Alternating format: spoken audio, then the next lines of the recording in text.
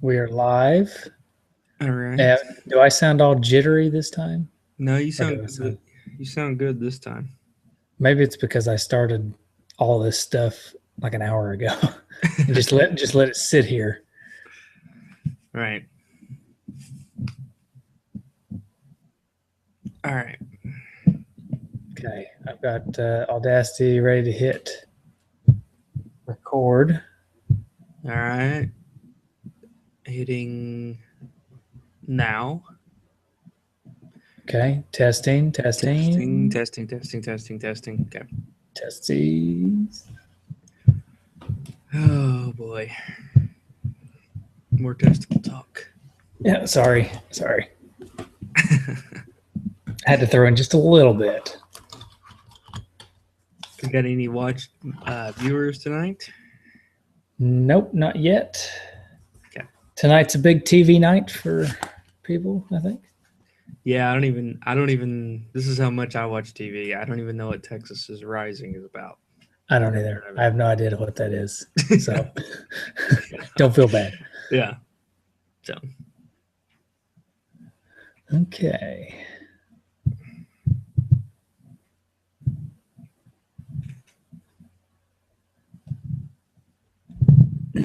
I'm ready when you are.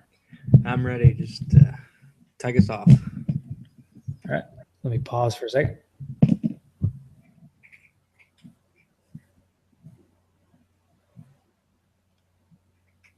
Hey, Justin. What's up, man? Ooh. Oh, don't scare me like that. Yeah. You know what I am? A ghoul or a ghost. I'm a ghost. Yep, I'm a Mm-hmm. ghost. So does that make me a goblin? That's right. Uh-huh. Mm-hmm. Mm-hmm. And what noise does a goblin make? What is a goblin, by the I way? don't know.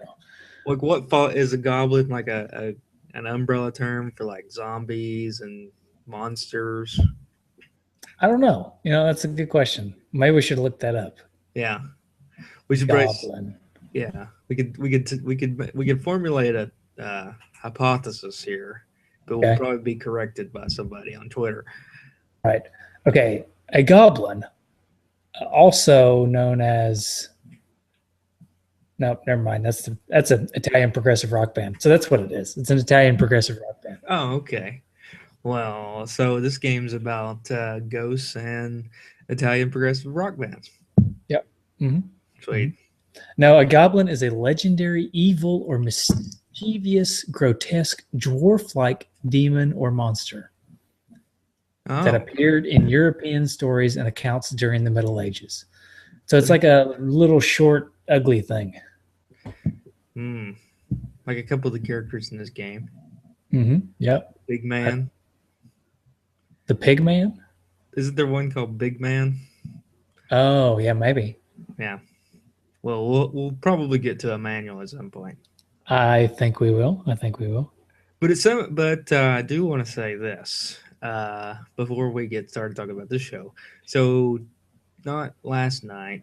Last night was Memorial Day, so the night before last, I guess it was. Super Mario Brothers was on television on The Discovery movie. Family. Yeah, and so I didn't like sit down and like intently watch it, but it was just kind of on throughout the night. And that movie is terrible. It is really bad. Really? And it's It's like been a long time since I've seen it, but I loved it when I was a kid. yeah, it's terrible. I think it's like ridiculous. And the thing is like it's like I can see when they were like trying to decide how to make the movie that they were probably thinking, well, the idea of making just like a live action Mario is ridiculous, you know. So we'll make this movie, and then this movie turned out to be even worse. So, as a matter of fact, I'm gonna look up on Rotten Tomatoes the critics for Super Mario Brothers. It's I'm sure it's a Rotten Tomato, right? Yeah, It, whatever that is, a zero, I'd say. Um, but anyway, the game we're talking about while I look this up is a Patreon pick, right? It is Patreon pick by Mike Vito. Mm-hmm. Mm-hmm. Thank you, Mike, for your awesome Patreon contributions and your. Well, I don't know if I want to thank you for your pick quite yet. Yeah, we'll get to that. I don't even think it's not. Hmm, it's not showing up here on Rotten Tomatoes. It's not It's even so that bad. good. It's so bad that it's not allowed on Rotten Tomatoes. They just ignored it. It never happened. Never happened. Now here it is. It is a 16%.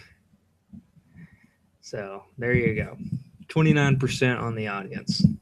That's out of 100, I assume. Yeah. And the tagline is "It's a blast." Okay. What a boring generic tagline Yeah. too. This movie's so bad we can't even really think of anything to say about it. It's just like saying it's fun. Yeah. Tagline for this movie: It's good. It's okay. Yeah. It's not the worst thing you've ever seen. All right. I imagine that if we ever came out with a two dudes in a nest movie, that would be it. It's not the worst movie you've ever seen. Yeah, right. There's plenty of worse. So, Ghosts and Goblins. Yes. Do you have history on this game? I do. So, Ghosts and Goblins, another Capcom game. And I like that because I'm hoping we're getting another message from Captain Commando here in a little bit. Oh, I think you'll be in for a real treat with this one. Oh boy. Okay, so it was originally an arcade that was ported to several different systems. One, of course, being the NES, released on June 13th, 1986 in Japan and November 1986 in North America, which is an odd release time for this game. It makes me think they missed Halloween. Like something happened and they missed the release. Yeah. Like right after Halloween, really? I mean, you could argue it was Christmas season, but still, you'd think they'd want this game out for Halloween. Anyway, so it was ported for the Commodore 64 as well. And the interesting thing about the Commodore 64 version is the music was different. Mark Cooksey did the music, and he borrowed from Frederick Chopin's Prelude Number 20. Not familiar with that. Fancy. Yeah, I'm not familiar with that, but spoiler alert, I'm sure it was better than the music in this game. Well, see, the thing is, typically Commodore 64 music is better. Mm-hmm. I mean, that's just kind of a thing when you compare the NES to Commodore 64. But, I don't know. We may get into that a little deeper here in a little bit. Yeah. So the NES version was actually developed by Micronix, which developed a few like ports for the NES during the 80s.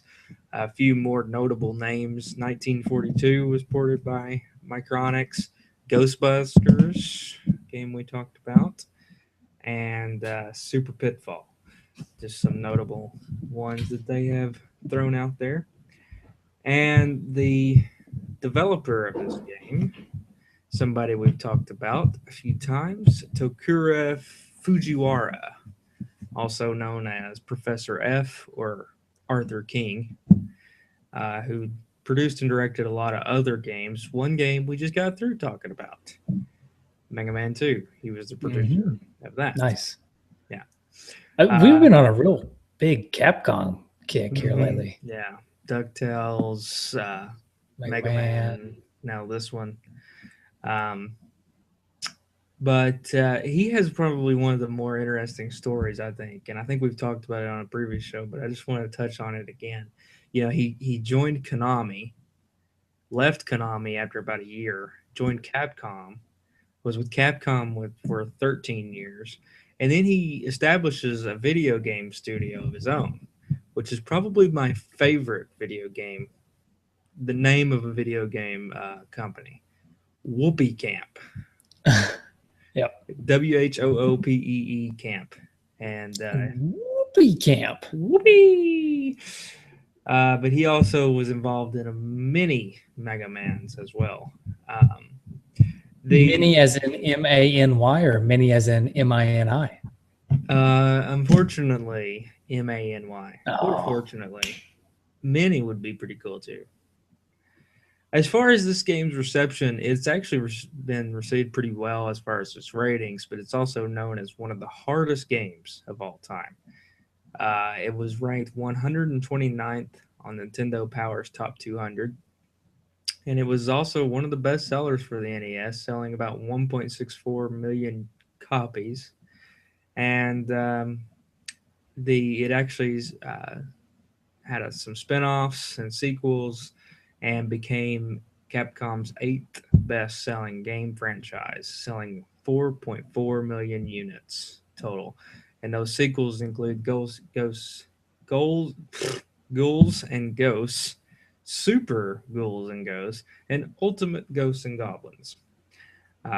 So, just to name a few. So, have you played any of the others? I have not. Have you?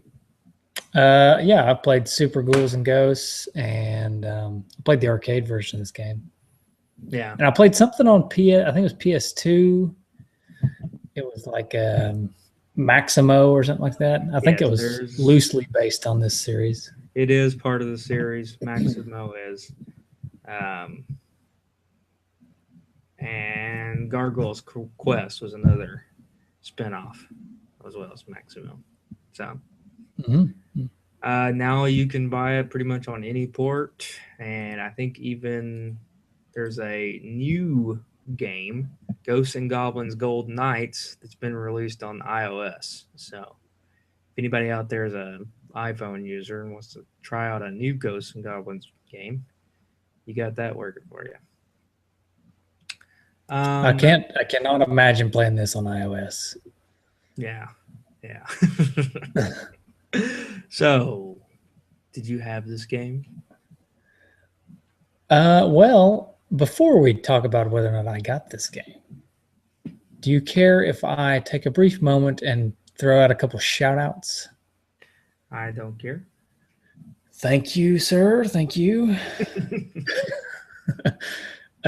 First of all, Joe Copel, a long time ago, well, not that long ago, maybe like 2 or 3 months ago, started his own podcast after listening to us. Remember, he called in like what was it, our Christmas episode? And we said, man, Joe, you got a radio voice. You should do a podcast. Well, he did. So Dude Joe has his podcast. And I just wanted to shout that out. Yep. It's the, oh boy, I should have wrote this down. I think it's the Random Retro Roundup. Yeah, it says it is the Random Retro Roundup. Whew. Okay. Yeah. And then another guy who has been emailing me constantly wanting to get on the show, and I've been trying to get him on the show, but things happen. We haven't got him on the show yet. Phil, I'm going to butcher your last name, Vecchio. Yeah. Anyways, he's with the Radio Brindo Man podcast, and they've done they're like 160 episodes deep. So This guy knows how to podcast. So, anyways, I just want to give him a shout out because he said he's been shouting us out like crazy on his show, and awesome. You know how we are. We're just takers all the time, and I feel like every now and then we got to give. Right. That's all we ever do is take. So once in a blue moon, we got to give. So Radio Brindo Man, you go check out that podcast. All right, that's the shout outs I wanted to give. Onward with the quest. Okay, so Quest. This one came from. I'll give you 2 guesses. Well, first guess, I'm going to go with Neighbor Kid. Bingo, Neighbor Kid. Boom. It's the easiest guess. I almost went with Crabman first, but for some reason, I don't think I ever got a game from Crabman. Yeah. Okay. I don't know. Actually, I'm sure I got some games from Crabman, but I probably just lumped them in with Neighbor Kid's games and just assumed that they all came from Neighbor Kid. So yeah, I got this one from Neighbor Kid. Probably, I'm sure I've discussed when he gave them to me before, but I don't remember. It was around the time he got his PlayStation 1. He decided to give me all his NES games. So high school, maybe. Mm-hmm. freshman year of high school, something like that. So I got this. This was just one of probably 15 games that Neighbor Kid gave me, and I have played it sparingly over the years because every time I play it, I can't make it past like the first jump, So There was a meme that somebody put up on our Facebook group. It's been probably like 2 or 3 months ago.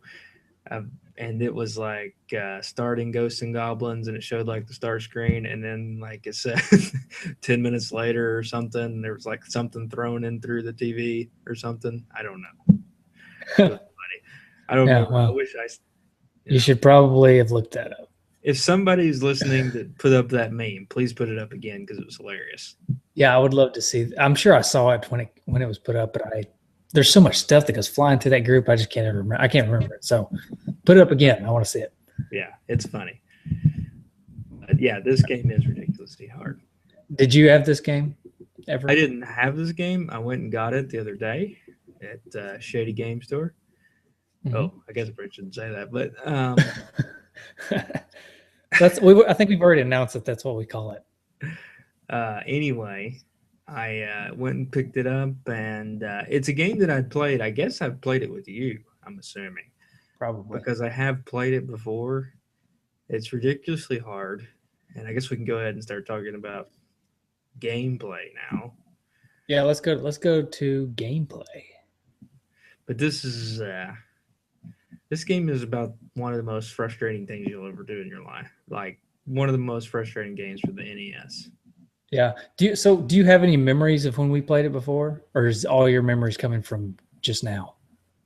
I just remembered playing it and it being pretty much impossible, and I'm not being able to get very far. I don't really remember. It's just a memory that I know that I've played it. You know. I feel like you and I, Oh, hello. Oh, sorry. It's all right. Get your vibration device over there. Mm-hmm.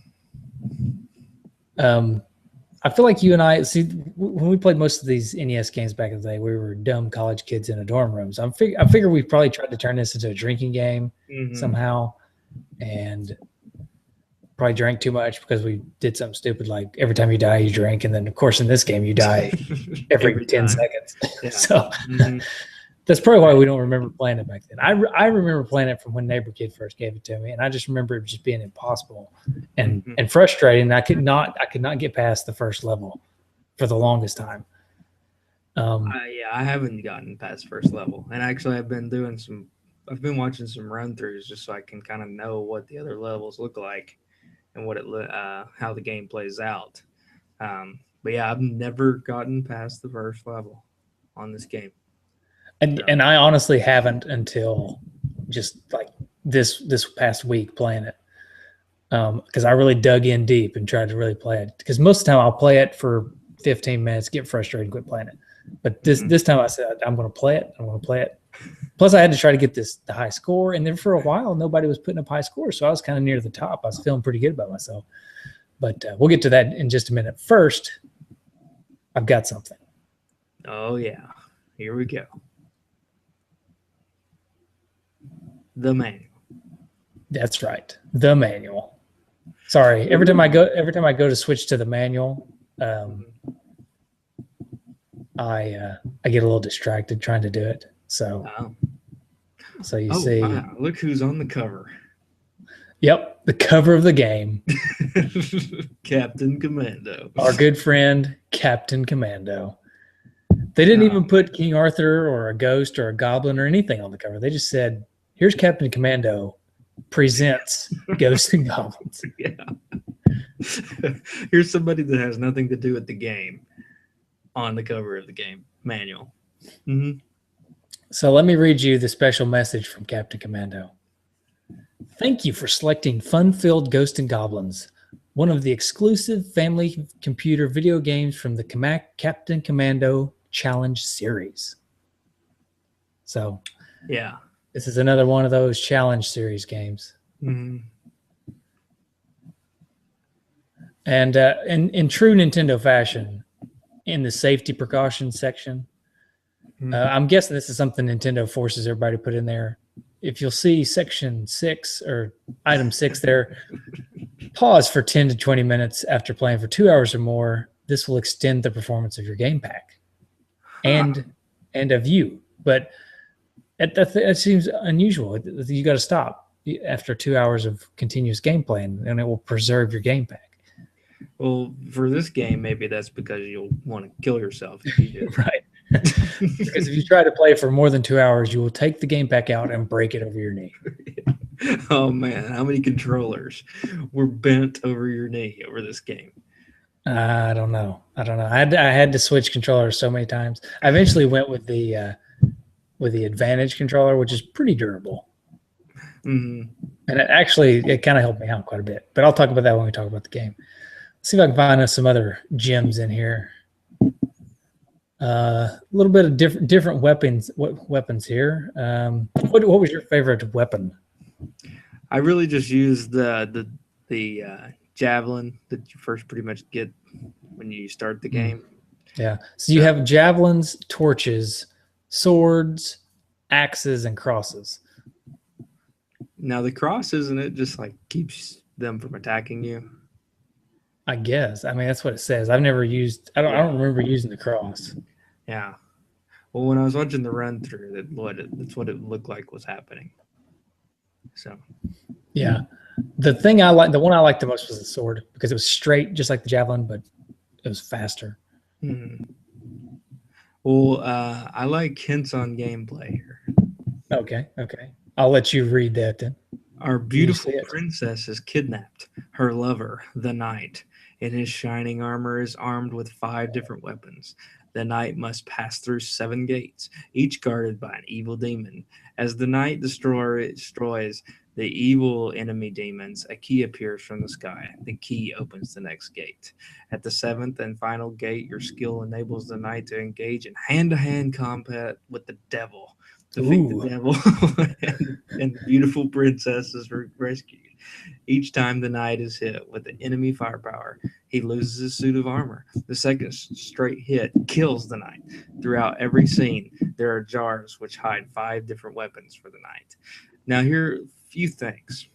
First of all, well, you know what? We'll talk about this later because it's coming up in the manual. Okay. Very, very excellent reading, sir. Mm-hmm. 2 hits. That's it. Yeah, that's all you get. 2 hits and like 3 lives or something like that. That's it. That's all you get. Mm-hmm. Mm-hmm. Okay, so bonus characters. I don't know why they call these things characters. Do you? I mean, no. Yeah. There's a bag of money is a character, and then there's these different soldier types, stone soldiers and a king. I really didn't know what. I guess they're just points, right? Yeah, all you get is points. You don't really get anything. Yeah. So, yeah, you get points. I just grabbed everything if I could. That was my strategy. Mm-hmm. Then hidden characters. See, you have something I don't know how to pronounce, the Yashiki, which I don't remember getting that. But you get 5,000 points for it.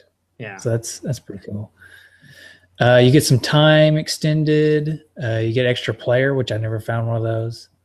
You get armor. Does that restore your armor? It just says the player has armor in the manual.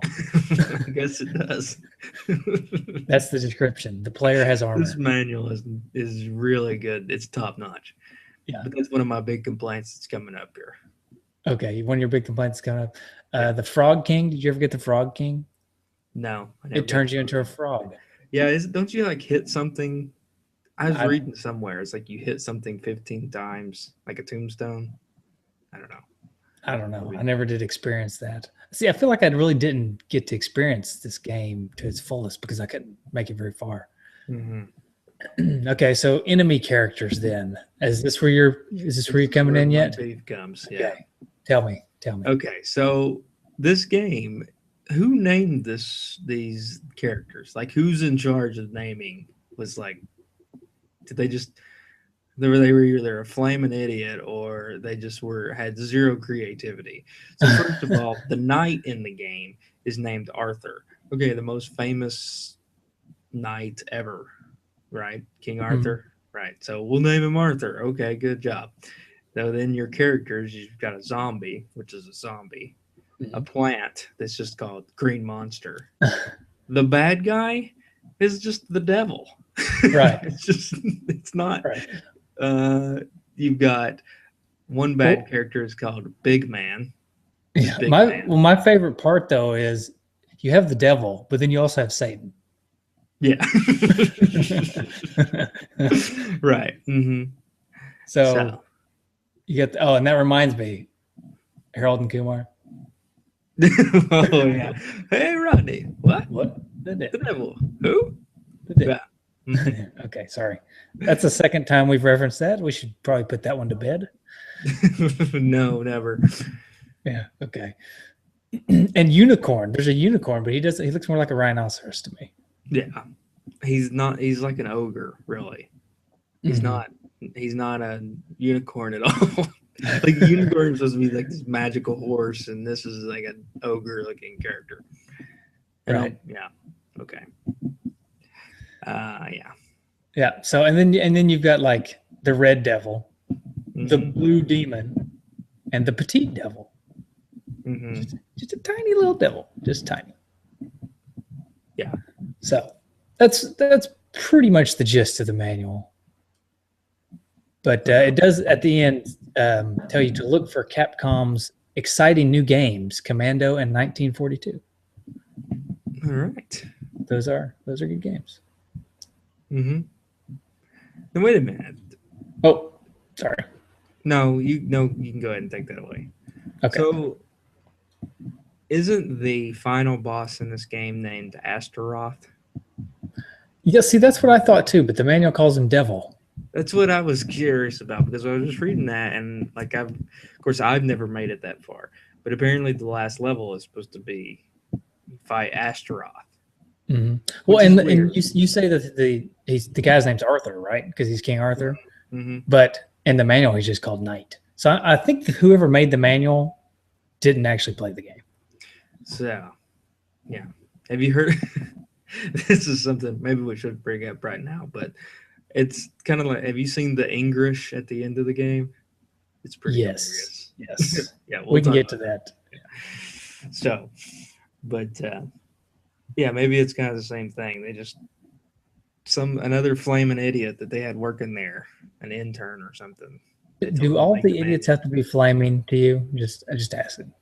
Yeah, it makes them better. It makes them more interesting. Oh. Yeah. Are there any like ice cold idiots? Oh man, those are the bad ones. Oh, okay. Those are You the don't ones hire those. You don't hire you those. really got to watch out for those. Okay. hmm So, All anyway. right. So that's it for the manual. Oh, and then the princess. The princess's name is Prin Prin.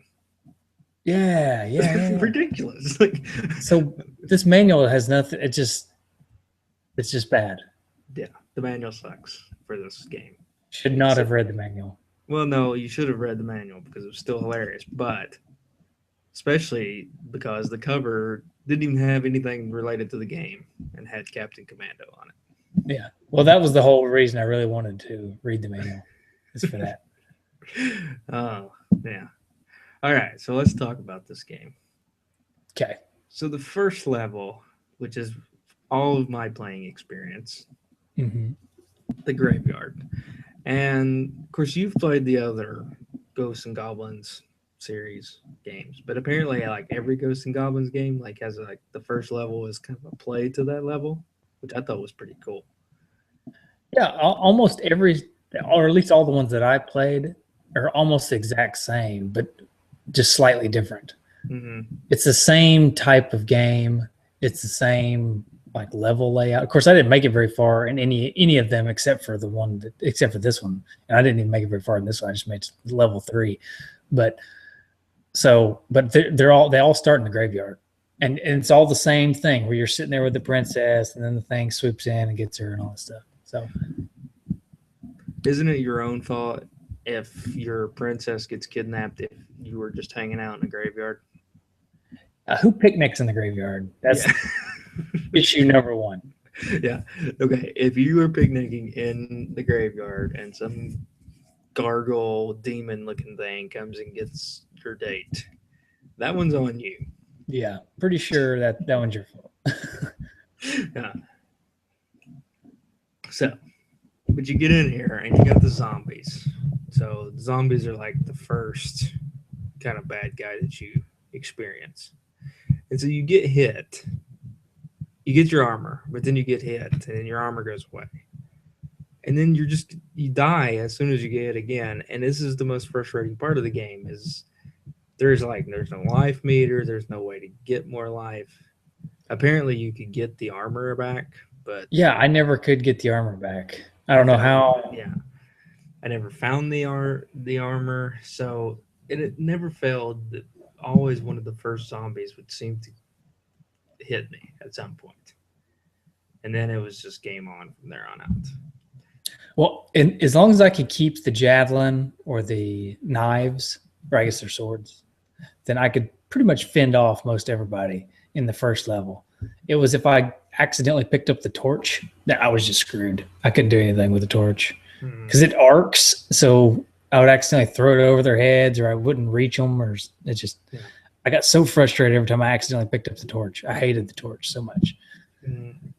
Yeah.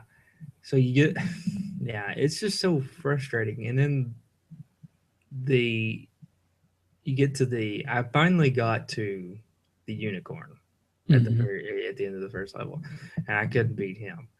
Which actually, the unicorn probably is not that bad, but it was like I was, down to my underwear at that point. Right. Which we haven't mentioned yet, but when you lose your armor, you go down to your skivvies.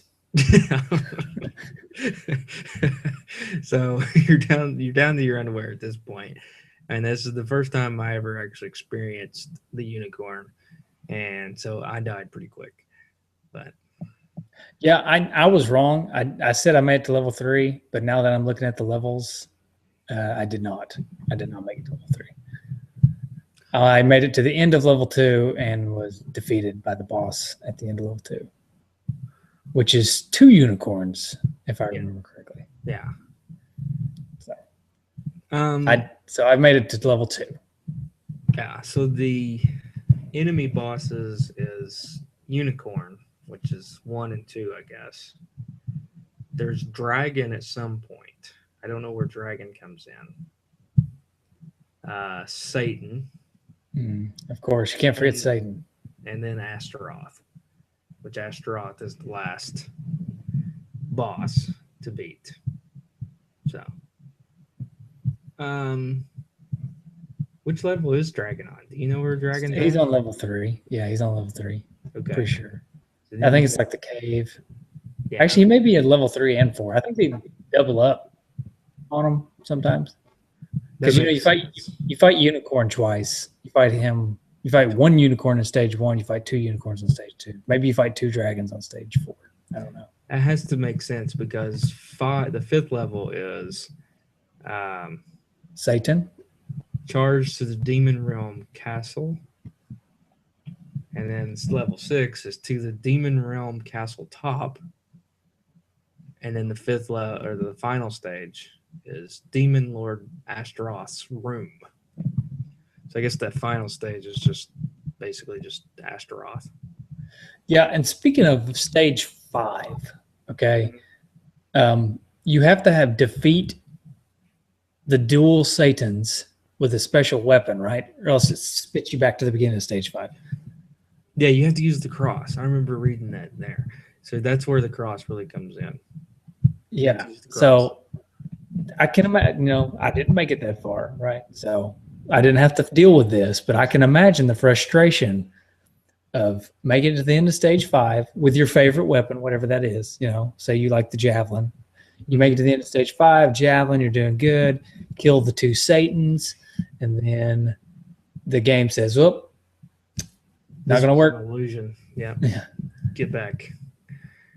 So an Astaroth. So we needed an expert in demonology to come on this show. So Astaroth in demonology is a crowned prince of hell. So there you go. So you got to fight the prince. Yeah, but and here's the kicker to the whole game. And the reason why a lot of people say that it is frustratingly stupid hard is because if you make it through all the way to Astaroth, right? And you defeat him,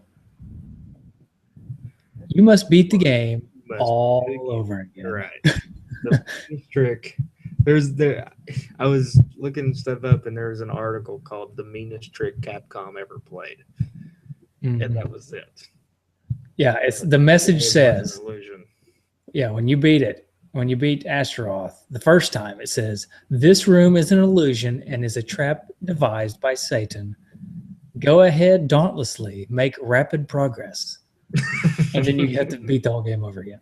Which makes complete sense. Oh yeah. Go ahead, dauntlessly make rapid progress. I'm going to use that at my job tomorrow. I'm going to yell at somebody. Go ahead, dauntlessly make rapid progress. Somebody's pushing a gurney down the hall. Yeah. You just yell at them. So then you got to go back. Yeah, you got to go back and beat it again. And I think at that point, I would just be like, no. Yeah. But if you just say no, then you don't get the awesome English at the end of the game. Yes. This story is happy end. Yes. Thank you. But doesn't it also say something like congratulations or yeah, it says congratulations or something like that? Well, it says, let's see. Being the wise and courageous knight that you are, you feel strength welling in your body. Return to starting point. Challenge again. Oh, that's the first time, right? Yeah. But let's see. We're super experts on Ghosts N Goblins. Yeah. Why didn't we bring on somebody that knew more about this than us? Yeah, like this Mike Vito guy. I hope Mike Vito got like the high score. Well, I don't think he participated, but if he did, he didn't get the high score. Let me guess, Sean. How'd you guess? Actually, no, Sean did not get it. We'll talk about that here in just a second. I want to see this. I need to see this ending screen. Well, while you're looking up that, I'll talk about Astaroth here. Okay. The Astaroth sprite is actually pretty impressive looking. He's got like a stomach head, as well as, the head on top of him. Okay, wait, here it is. Congratulation. This story is happy end. Thank you. Yes. Man, that's a load off right there. It's so it makes you feel so happy that you actually did this again to get that. So. Yeah. So you're about to kind of dip into graphics a little bit there. What were you going to say? Well, I was just talking about the Astaroth sprite is actually pretty impressive for the. Yeah, it is, and I think just in general, I think the graphics of this game are actually really good for 1986. I mean, it's pretty faithful to the arcade. I mean, the arcade and this game look very, very close. And I've got to bring in this comparison. What do you think about some elements of this game? For some reason, and maybe it's just because I played it so recently, and the gameplay is a lot similar. But some of the elements of this game and the Transylvania stage of DuckTales.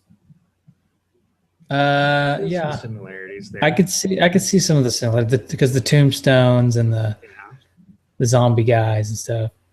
Yeah. So, I kind of thought about that. And of course, we talked about with DuckTales and Mega Man 2, how they play kind of similarly for being Capcom. Yeah, and even the main character guy, the squattiness of him, he kind of looks like a Mega Man or a Scrooge McDuck a little bit. It does. Then they kind of run the same way. When they get hit, they kind of fall the same way. Yeah. So Capcom definitely has a style. I mean, there's no denying that. And you talk about the music too. I mean, the music. There's while you don't seem to like it very much. But, I mean, you get one song, right? That's pretty much the whole game. Well, here's the thing, and we talked about this with the Friday the 13th episode a while back. Um, I don't. There's something about that kind of that horror game feel that they're trying to make a almost irritating noise song. To me, that's what it felt like. Maybe some people would be more defending of this music of this game and say that it wasn't that bad, but I thought it was just like ugh, irritating. I'll be a little bit more defending. I don't think it's that bad. I really do like the song, like the main song, the intro song, and what you get like at the first level there. I really like it. Mm-hmm. I just think it gets old really fast. Yeah. Mm-hmm. I think it's way better than Friday the 13th, though. Oh gosh, yeah. It was awful. Yeah. So all around. Now, not to jump back to graphics real quick, but I just don't know if this is my cart because my cart's a little dirty, and I tried to clean it up the best I could. Yeah, no, I had vomit on it. Yeah, it's glue. It's glue. Mm. Anyway, I don't know. It could have been vomit. I mean, we did discuss about turning into a drinking game earlier. But just pulled it out of the nest and threw up on it. Sounds like something you do when you're frustrated, right? Frustrated, drunk. You just pull it on out and throw up all over. No, but there was a lot of flicker on my game. Did you experience that? There was a little bit on mine. I guess I don't really recall that, but yeah, you know what? There kind of was.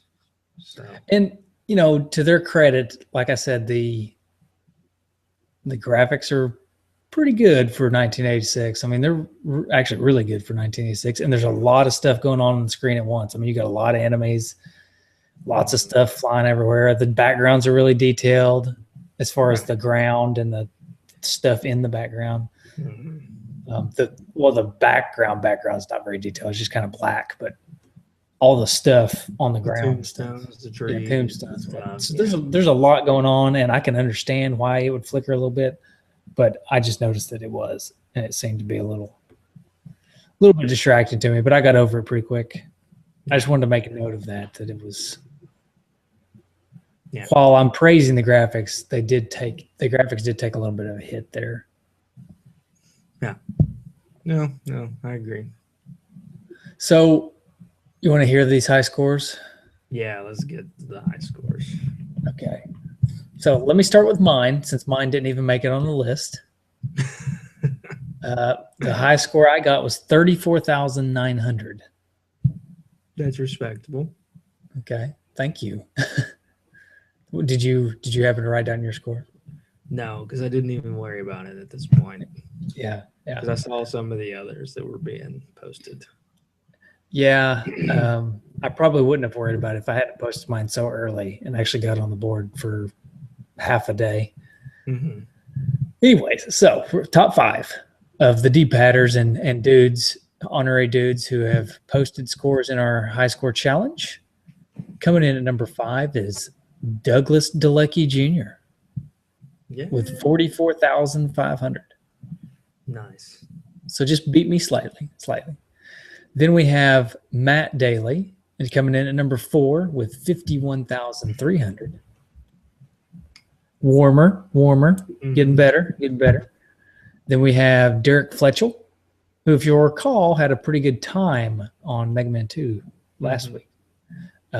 He came in with 59,400. Nice. Still looking pretty good. And then somebody just dropped the bomb on us. Dude Sean and Dude Baz. Apparently they had a little bit of competition because their scores were actually down around these other scores at first. And then they just kept one-upping each other. So number 2 was Dude Sean with 256,600. That's ridiculous. And then number 1 for this challenge is Dude Baz with 276,300. It's just, I will never see that score. No, on my game. no. It never happened. Unless Baz wants to fly over the ocean and then come play my NES. Mm-hmm. That score will never be on my TV. Yeah, ridiculous. Yeah. So I'm really liking this high score challenge stuff. So hopefully we'll continue and get more and more people involved. Right. We have an entire Facebook group dedicated to it. I think it's called Two Dudes in an S High Score Challenge or something like that. Mm-hmm. So it's fun. I like it. So 2 more things I want to touch on before we close out the gameplay discussion. If you'll recall, somebody wanted us to do cheats. Oh, yeah. And pulled up a couple of cheats. Okay. Okay, so everybody get your notepads out. I want to tell you some cheats. Okay, there is a level select cheat. If you would like to select the level, go straight to Satan. Here's how you go straight to Satan. Hold right, press B 3 times, release right, and press up, B 3 times, left, B 3 times, down, B 3 times, and start. A number and letter will be displayed. Press A or B to select a new starting level, and then press start to begin gameplay. Nice. So that's how you do level select. All right. Then there's the bonus message. Okay. I don't know what this bonus message is. I didn't look it up. But if you want to get a bonus message, complete both quests, then press A, B, up, down, A, B, left, right. Hopefully it's more English. Yeah, I'm sure it is. Right. That's pretty much it. In the Japanese version of the game, I guess you can't continue like you can in the English version. Because in English, in the English version, you can give you the continue option down at the bottom. I guess you can't in the Japanese unless you enter a code, because you, after losing all your lives in the Japanese version, hold right, press B 3 times, and then hit start, and you'll continue. So. You're welcome, Japan. Yeah. So that's the cheats. And then lastly, as per usual, we gotta ask ourselves, is this game worth it? And how much does it go for?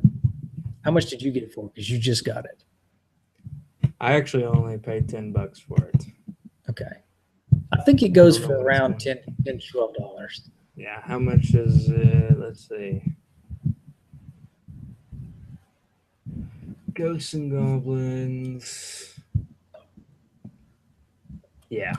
$8.50, $9.45, $14.99. Here's a tank top for $24.58. All right.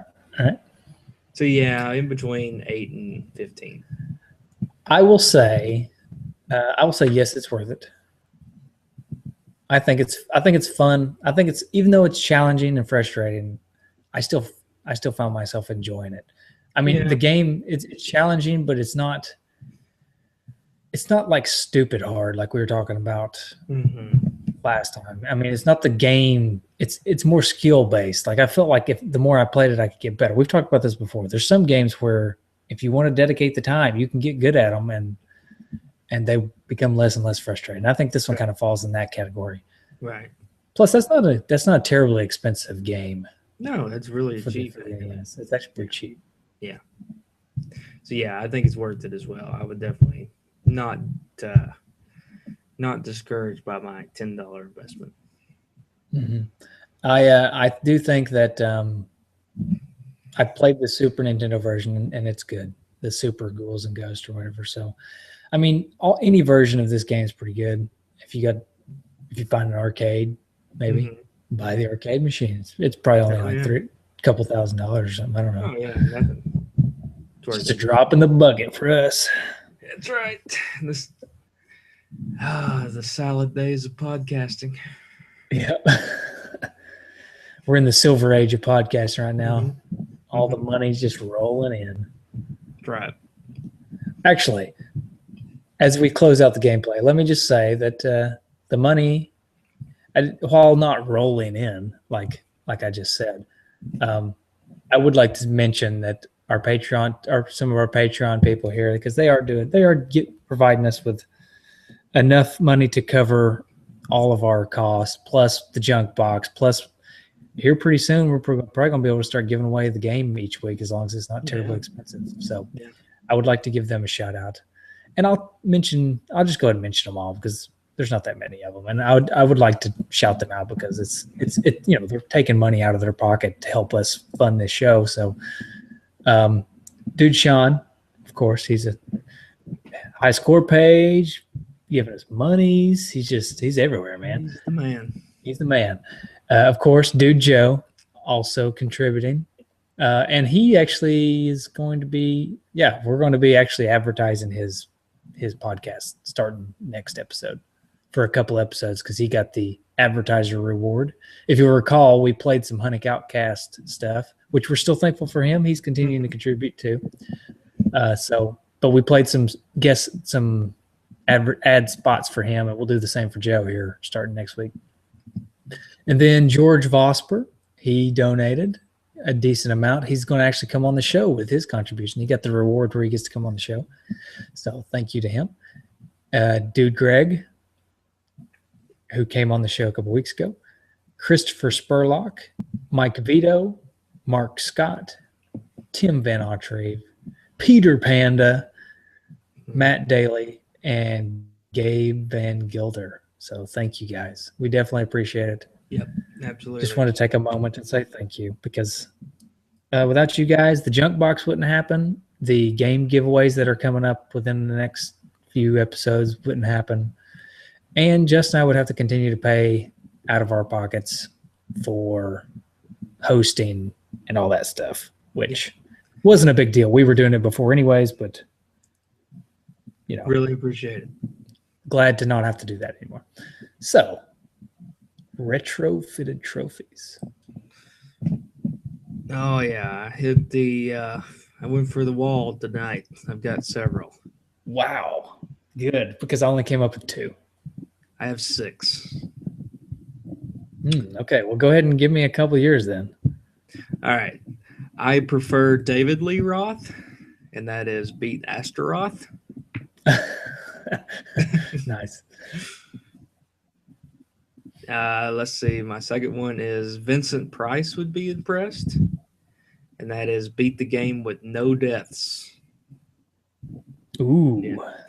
Yikes. Yeah.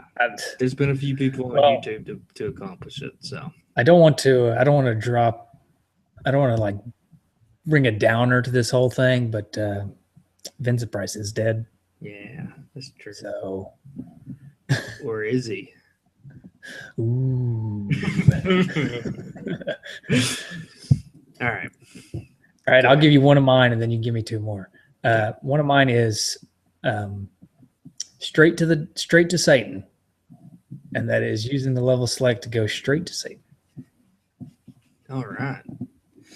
I got Thriller Night, and you have to say it in the Michael Jackson voice, because this is Thriller, and that is beat the game in under 30 minutes. Is that possible? Also been done on YouTube a few times. Oh, wow. Yeah. Who's the Big Man Now trophy? That is kill 10 big men. Go ahead. Okay. All right. The other one that I had is King Arthur most certainly would not be impressed. And that is die and never make it past the Red Devil. That first Red Devil there that flies in. Oh, yeah. I lost to him so many times. So if you can never make it past him, then you earn the King Arthur most certainly would not be impressed trophy. All right. And another one of mine, this is one that I was hoping to accomplish, but I was not able to do. And that is the Albino Hulk trophy. And that is beat the first unicorn. Nice. And then my last one is, oh, yes, they call him the Streak. Is beat the level. Beat the level after getting hit by the first bad guy. So basically beat the level in your underwear. In your skivvies. Yeah. Nice. That's my favorite one. That's my favorite one. So. All right. So rating. How are we going to rate this game? type of Ghost. Type uh, of ghost. okay. Okay. You want me to go first? Yeah, you go first. All right, I'm going to give this one. Oh God. Sorry, I just What? okay. I'm going to give this one Patrick Swayze from the Oh. movie Ghost.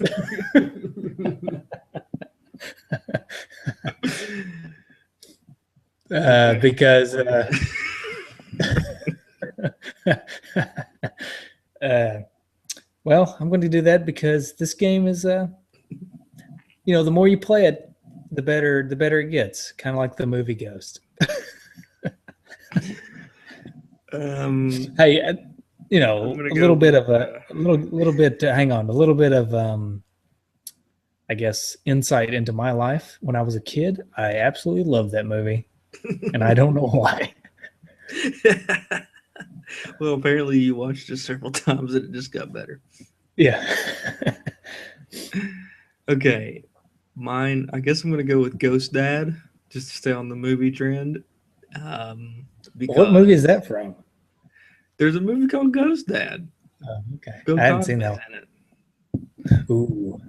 And I just like I just thought of something, but I can't say it because we're family friendly. So I'm just gonna go with Ghost Dad, and that's it. Okay. We'll save that one for an after show because I got to know. Yeah. Okay. All right. So All right. So Ghost Dad, starring Bill Cosby, and Ghost, starring Patrick Swayze. right, All right. That's good. That's good. All right. Do you get some listener feedback? I do. So first off, on our feedback, we've got Matt Daly says so frustrating. Been working on the high score challenge, but in small doses, so my 3DS doesn't have to face the wrath. Pretty funny. Nice. Cleva the Great, Cleva the Great, I guess. I'm ready for it. Headed to the flea market this weekend to look for it. Hope you found it. Hope you enjoyed it. Peter Guzman says, yes, he sure does. I could never, and to this day, completed this game. Joe Copel says, this game is hard and frustrating.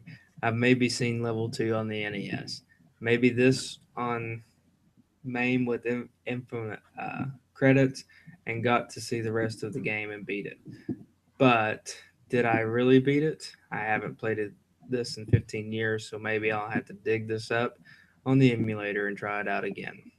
I will say you did not beat it, Joe, unless you would have ever been rich enough to put that many quarters into the arcade.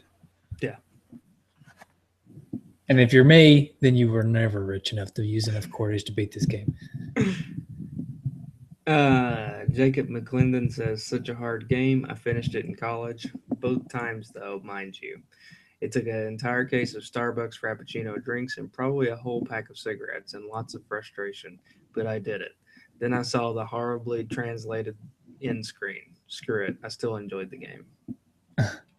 Steven Man, Stone. lots of uppers there to get him through that Yeah, gaming really. session. Yeah, he didn't sleep for 7 days. Steven Stone said, hardest game I've ever played, period. Mike Capana said, one of my first games on NES, hard but fun. I use the cheat when I play the arcade version because after you beat it, it sends you back to the beginning.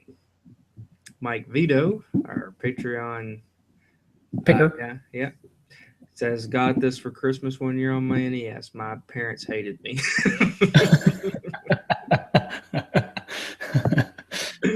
That's funny.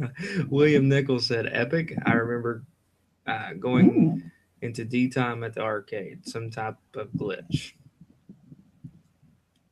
Let's see. Mike Capana also said, I play it on my Aoya. It's amazing. One of the Oh most yeah. difficult. Ouya. One of the most difficult versions is Super Goals. I will never understand why they removed the ability to shoot upwards. That was really stupid and kind of ruined the game for me. Good looking, Wait, but extremely hard. What did he said? Remove the ability to shoot upwards. Don't tell me. I played through this entire game. Didn't know I could shoot up. Yeah. You know you can shoot That's up. what he said. No, I didn't know that. Oh, wait. Okay. Michael Murdoch says one of the games I found in the trash at a past job didn't make it too far. Going to try to finish the game. Derek Fletchell said, got this one during my early days of collecting, played it a decent amount, but never was able to make it through the entire game in one setting. I always had to use a stage select, beat every level, just not in the intended way. It's a pretty good game, but feels like it was made to be insanely difficult just to show it can be. I enjoy hard games, but I think this one would have been much more enjoyable if the difficulty was dropped down just a tad. Super Ghouls and Ghosts was much more enjoyable for me, though maybe it was just due to the improved graphics, as it was pretty hard too. Curse the programmer who thought of the idea to have to play through the game twice to get the real ending. Ryan R. Jackson said probably the hardest game I ever played. Sean said, but dude Sean said, to be honest, I'd never played this game before I picked it up for the high score challenge a few days ago, but I dig it. It's a great skill based game, if not a tad reliant on spawn memorization. I'd always heard that the Red Devil looking mini boss was a giant pain, so it was surprising that I think he's one of the easiest bosses slash mini bosses I've ever fought. Nice pick, Mike. See, and let's go through. Greg Polander said, this is a great game and a classic in every sense of the word. When people nowadays toss around the term NES hard, they mean this game. I really enjoyed this in the arcade and was happy to get the game for Christmas of '88 after I've had my NES for a year. Normally, I don't have the patience for a game where I die again and again and again without feeling like I was making any progress, but something about this game kept me playing it on and off for months on end.